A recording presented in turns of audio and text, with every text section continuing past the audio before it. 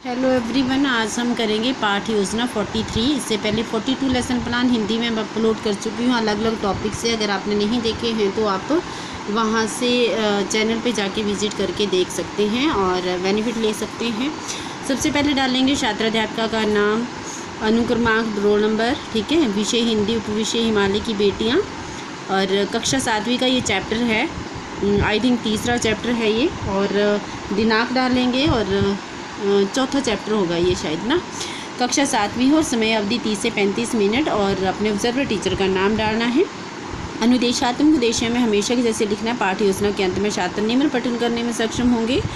और नंबर 1 इसमें डालेंगे कि हिमालय की बेटियों के बारे में जानने में सक्षम होंगे छात्र, और छात्र हिमालय की बेटियों की कहानी के कठिन शब्दों को चार्ट की सहायता से समझने में सक्षम होंगे। छात्र हिमालय की बेटियां कहानियों के बारे में बताने में सक्षम होंगे।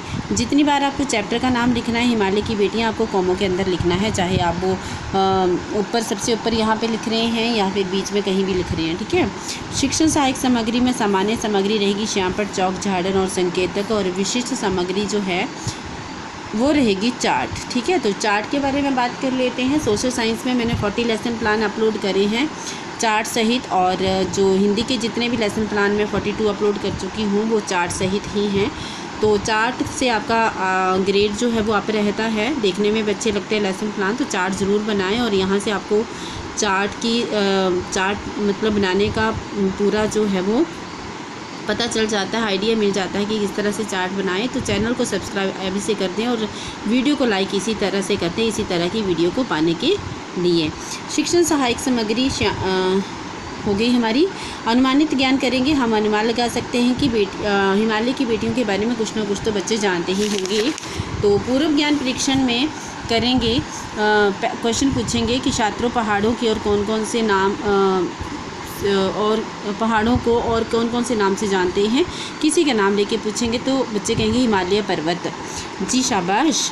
तो सेकंड पूछेंगे, हिमालय में से जो नदियाँ निकलती हैं, गंगा, यमुना, चिनाब आदि, उन्हें हिमालय की क्या कहते हैं, किसी का नाम लेके पूछेंगे तो बच्चे कहेंगे बेटियाँ।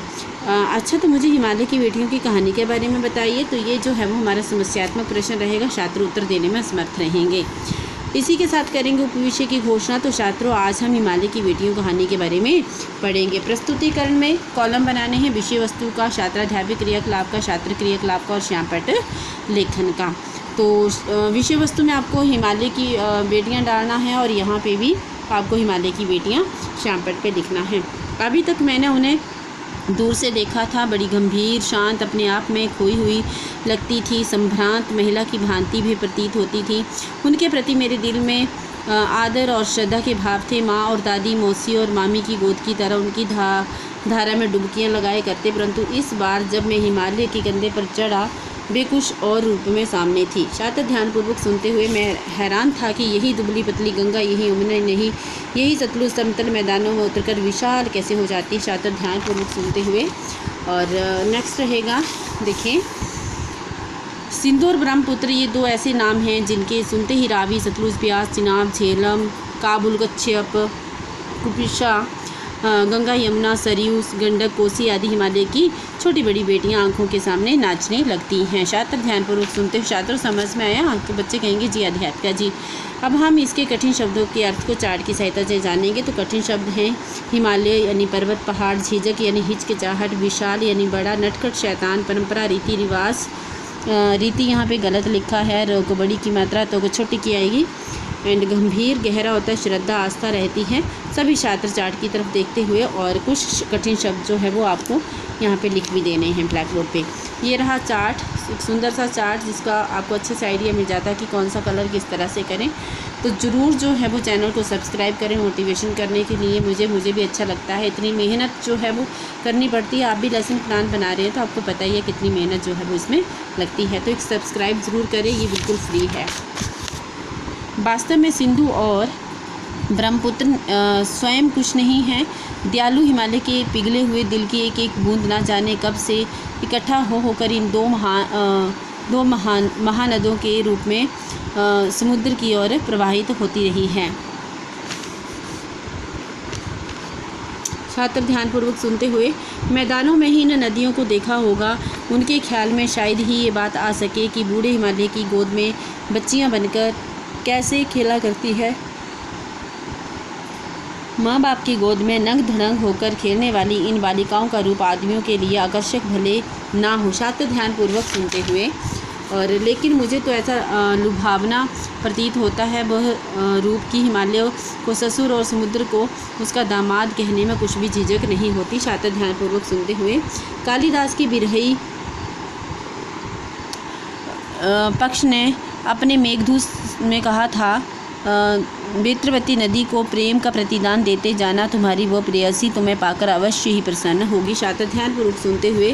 काका कालेलकर ने नदियों को लोकमाता कहा है, किंतु माता बनने से पहले यदि हम इन्हें बेटियों के रूप से देखें तो क्या हर्ज है। छात्र समझ में आए? बच्चे कहेंगे जी अध्यापिका जी। तो कुछ मूल्यांकन के रूप में क्वेश्चन पूछेंगे अध्यापिका। अब फर्स्ट क्वेश्चन पूछेंगे, नदियों को हिमालय के क्या कहा गया है। किसी का नाम लेके पूछेंगे तो वो कहेंगे नदियों को हिमालय की बेटियां कहकर कहा गया है। शाबाश बैठ जाओ। सिंधु और ब्रह्मपुत्र में दोनों ऐसे नाम सुन के कौन सी हिमालय की बेटियां आंखों के सामने नाचने लगती हैं। किसी का नाम लेके कहेंगे तो वो कहेंगे रावी, सतलुज, ब्यास, चिनाब और कपिशा इत्यादि। थर्ड है, काका कालेलकर ने नदियों को क्या कहा है। किसी का नाम लेके पूछेंगे तो कहेंगे लोकमाता। शाबाश बैठ जाओ। अब पुनरावृत्ति है जिसमें कहेंगे कि तो छात्रों आज हमने हिमालय की बेटियों के बारे में पढ़ा। थोड़ा सा होमवर्क देना है। नंबर 1 क्वेश्चन जो है वो होमवर्क में देना है। हिमालय की बेटियों का नाम बताइए। सेकंड है, सिंधु तथा ब्रह्मपुत्र की क्या विशेषताएं हैं। नंबर 3, काका कालेलकर ने नदियों को लोकमाता क्यों कहा है और अपने ऑब्जर्वर टीचर का हस्ताक्षर के साइन बनाने हैं। तो ये था आज का लेसन प्लान। होप दैट आपके लिए काफ़ी यूज़फुल ये रहा होगा। थोड़ा सा भी अगर आप यहाँ से हेल्प ले रहे हैं, चाहे चार्ट के लिए या लेसन के लिए, तो वीडियो को लाइक अभी से करें, चैनल को सब्सक्राइब अभी से कर दें ताकि आगे भी मैं आपके लिए लेसन प्लान बना सकूँ। तो मिलती हूँ आपके साथ एक नेक्स्ट वीडियो में। तब तक के लिए take care, bye bye and God bless you to all.